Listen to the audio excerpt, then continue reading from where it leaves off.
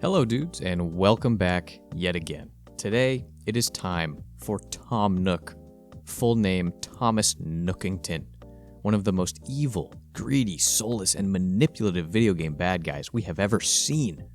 No matter how many times we have defeated him together and met his cruel demands, he crawls back from the pits of hell to do it all over again. This is the Villainpedia. Now let's learn about Tom Nook.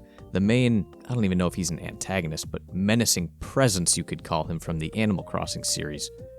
And before we get started, make sure to hit that subscribe button if you want to see more videos that are just like this one right here. In all seriousness though, Tom Nook is a great little character that has spawned decades of hilarity, headaches, and tons of memes, of course. But why have Animal Crossing fans grown so fascinated with Tom Nook? I mean, what's his deal? And is he even a raccoon? Let's huddle together now and learn the lore here of our favorite slave master, or real estate agent. First and foremost, no, Tom Nook is actually not a raccoon. I know all those Galaxy Brain Animal Crossing fans already know this, but with the newest game in the series being such a smashing success, I have a feeling most people playing it, outside of Japan anyway, look at my mans and say, oh yeah, he's a raccoon, and they just move on. But the true identity is in the name.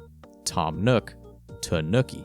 Yes, he is a Tanooki, I'm sorry if I'm butchering the pronunciation there, which is, in real life, a Japanese raccoon dog, but in fact have zero relation to raccoons even though they happen to be wearing the same burglar outfit. Tanooki are actually close cousins to foxes, weasels, and even wolves, and they have some serious significance in Japanese folklore. The Bake Tanooki, is a type of mythical Tanooki referred to in some of the oldest Japanese texts on Earth, like the Nihon Shoki, published in 720 AD. That's very old. The Tanooki are said to be tricksters, shapeshifters, and are the subject of many different types of rituals. Some even have the power to possess human bodies, both dead and alive. Holy smokes, man. I know we all joke about Tom Nook being so evil, but I hope most of his character is based on the trickster part of those legends. There's also a strange amount of mythology surrounding their scrotum. This is from an article on the Smithsonian website. The mythical version of the animal is often depicted with an oversized scrotum, which has been the source of both comedy and confusion. I think it's somehow linked to the fact that they used the skin of a Tanooki for some ritual or craft, and it was like super stretchy and tough. Anyway, I hope that doesn't apply to Tom Nook, man. I don't know. So, for anyone who doesn't know, Animal Crossing is the sort of game where every player has their own town, their own Tom Nook, and their own story, so to speak. I only mention that because Tom Nook is not some real estate baron who has monopolized the markets so everyone must bow to him. In fact, it's quite the opposite.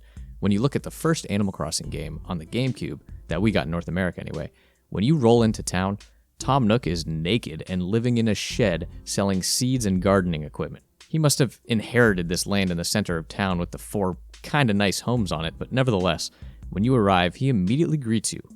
Not the mayor or some of the citizens, but this skeevy shop owner. His intentions are very clear, but we the player have no choice. We can't deny his charm, I guess, and willingly agree to purchase one of the homes, even though we are completely broke fresh off the train. No big deal, he says. You could pay it off over time. A great rate, no interest, no problem. Sounds pretty good, essentially a free home with no timetable to pay it back. But here's the kicker. He forces you into servitude. He throws you an official Tom Nook uniform, and immediately he's got you out there digging in the dirt, planting flowers for him. So, within about 75 seconds of moving to this new cute little town, you have a pile of debt, a 9-to-5 in which you are making 0 income, and a sketchy-ass boss. If that ain't a rated G villain, I don't know what is, man. Of course, over the course of the first game, you make installments to pay off your home, and every time you've done this, he ropes you in further, saying, how about a nice expansion? Don't want to live like a peasant, do you? How about a basement, a second floor, a bigger basement?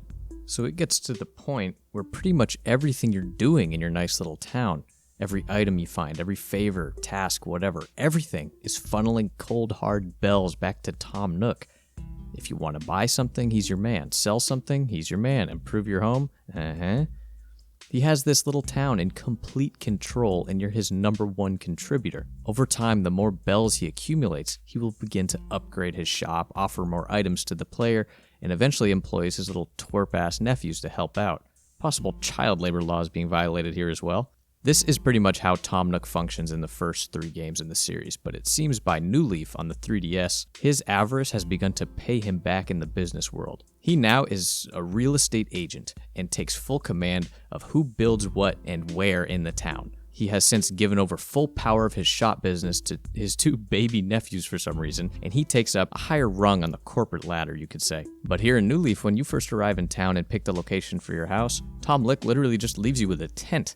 So he's obviously becoming more cheap as well. New Leaf is also where we get some pretty strange and dark lore on Tom. It's revealed that he was once close with Sable, the hedgehog lady who makes clothes in the tailor shop, but was so obsessed with his work he abandoned her and all of his homies to live in the big city. Another special character in the game, Dr. Shrunk, suggests that Tom is actually a man wearing a suit. He talks about how we all wear masks, and then goes on to mention that Tom Nook is wearing an entire suit, but it serves the same general purpose. He also apparently has a sketchy past and that he has some sort of history with Red, the black market salesman fox. Coincidence? I don't think so.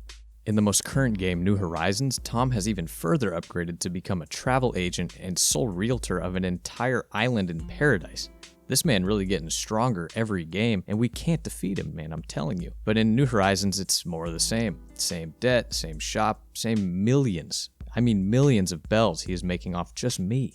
It's all the same. I've been bamboozled! This is usually the part of these videos where I talk about how or why a villain fails. But with old Tommy, he seems to come out the victor every game, returning in the next one with more clout than the last. I wouldn't be surprised if in the next game he's like conquered a new planet or something, and he invites you to pay him to come live in a tent and freeze to death on the moon while collecting moon rocks to pay off the plot of land. But regardless, I can honestly say that as a kid, Tom Nook introduced me to the concept of debt. I had heard the word, of course, but didn't truly understand it until playing Animal Crossing. I just think Tom Nook is hilarious, man, and he's such a great villain because of this colorful, lovely baby game series that I love so much. He hits you with the most evil that we all try to avoid dealing with in real life, and that is crippling debt. Something so real and insurmountable, especially for us Americans. I mean, I look forward to see how he swindles us next, I really do. Thank you everyone for watching this video. Please subscribe if you want to see more just like it. And who should the next villain be in the pedia? Let me know down below. Until next time, peace.